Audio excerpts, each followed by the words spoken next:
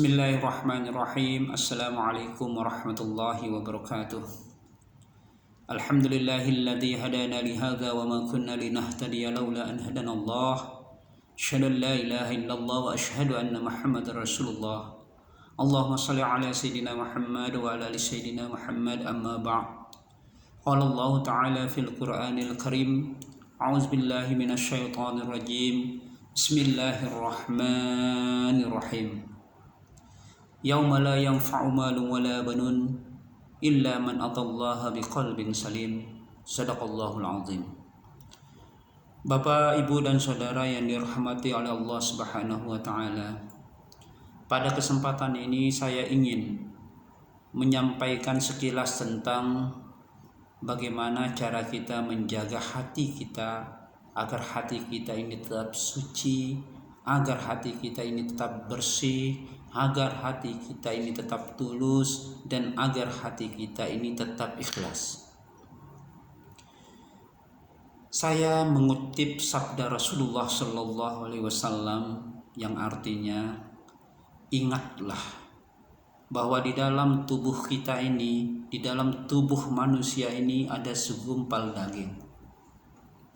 Jika segumpal daging ini baik, maka tubuh kita pun juga akan menjadi baik. Sebaliknya, jika segumpal daging ini buruk atau tidak baik, maka seluruh tubuh kita ini pun juga akan menjadi tidak baik.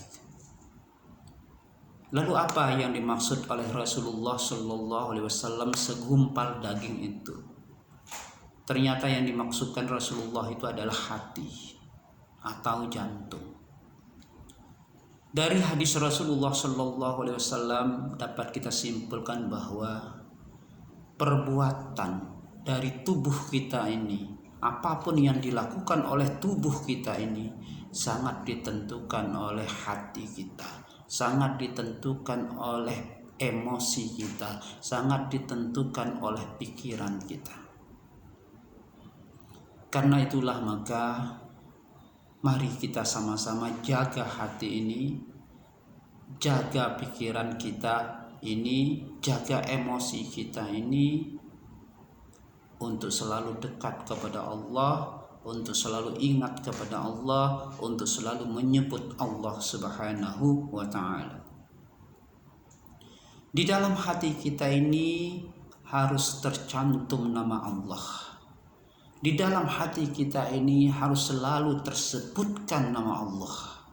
Di dalam hati kita ini harus selalu tersebutkan nama Nabi besar Muhammad sallallahu alaihi wasallam. Karena bila demikian, maka insya Allah kita akan selalu melakukan hal-hal yang sesuai dengan perintah Allah. Maka kita akan selalu melakukan apapun yang diajarkan oleh Rasulullah sallallahu alaihi wasallam. Ada sebuah kisah yang menarik yang merupakan pengalaman dari Luqmanul Hakim. Ketika Luqmanul Hakim diminta oleh seorang raja untuk menyembelih seekor kambing. Lalu raja ini meminta daging yang terbaik dari daging kambing yang disembelih oleh raja. Ketika Luqmanul Hakim sudah selesai menyembelih kambing, lalu Luqmanul Hakim memberikan raja itu bagian dari daging kambing yang menurut Luqmanul Hakim itu baik, yang terbaik, yaitu apa? Hati dan lidah. Raja pun terkejut, raja pun heran. Kenapa kamu memberikan saya hati dan mengapa kamu memberikan saya lidah? Padahal yang saya minta itu adalah daging yang terbaik loh. Luqmanul Hakim menjawab, tidak ada daging yang terbaik kecuali lidah dan hati, wahai sang raja.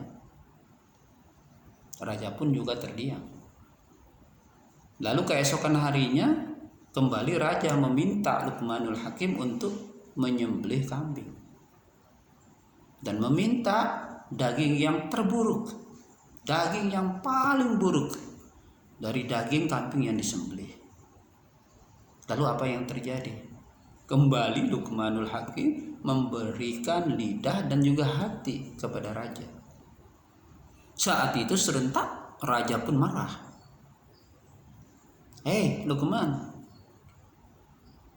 kemarin saya minta kamu memberikan saya daging yang terbaik, kamu berikan saya lidah sama hati.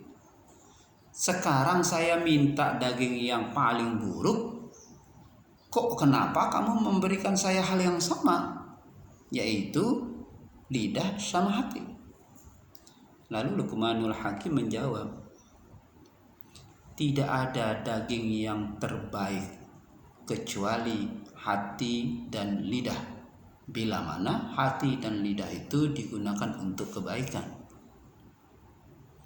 Dan sebaliknya, tidak ada daging yang terburuk, yang paling buruk kecuali hati dan lidah, bila mana hati dan lidah itu digunakan untuk hal-hal yang tidak diridhoi oleh Allah Subhanahu wa ta'ala.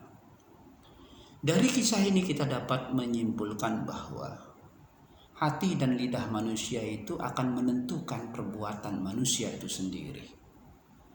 Yang menentukan kita melakukan sesuatu yang baik, yang menentukan kita melakukan sesuatu yang buruk adalah hati dan lidah kita.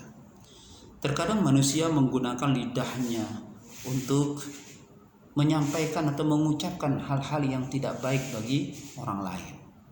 Suka memfitnah, suka mencemooh orang, suka mengejek orang, suka mengatakan hal-hal yang tidak baik kepada orang, suka menyampaikan berita-berita hoaks kepada orang dan sebagainya. Akibatnya apa? Pasti akan terjadi keburukan pada orang itu. Namun ada juga yang menggunakan lidahnya untuk hal-hal yang baik, dan itu tidak sedikit.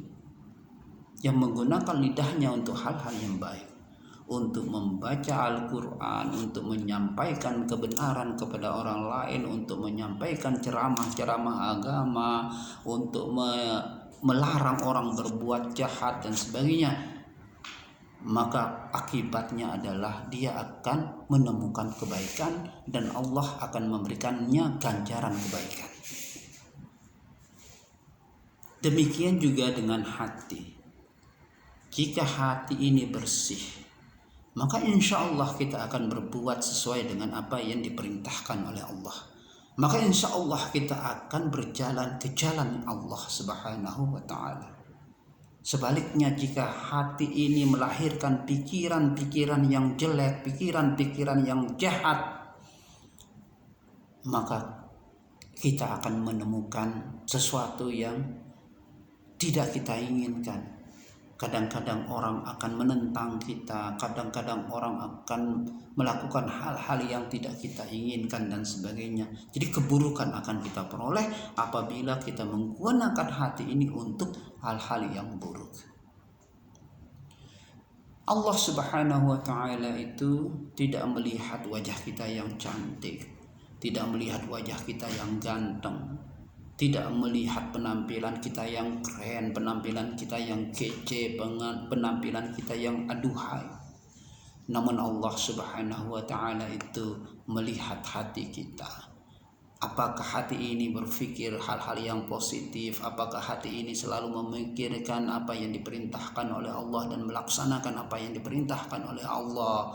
Apakah hati ini kita gunakan untuk berzikir, untuk selalu menyebut nama Allah dan sebagainya?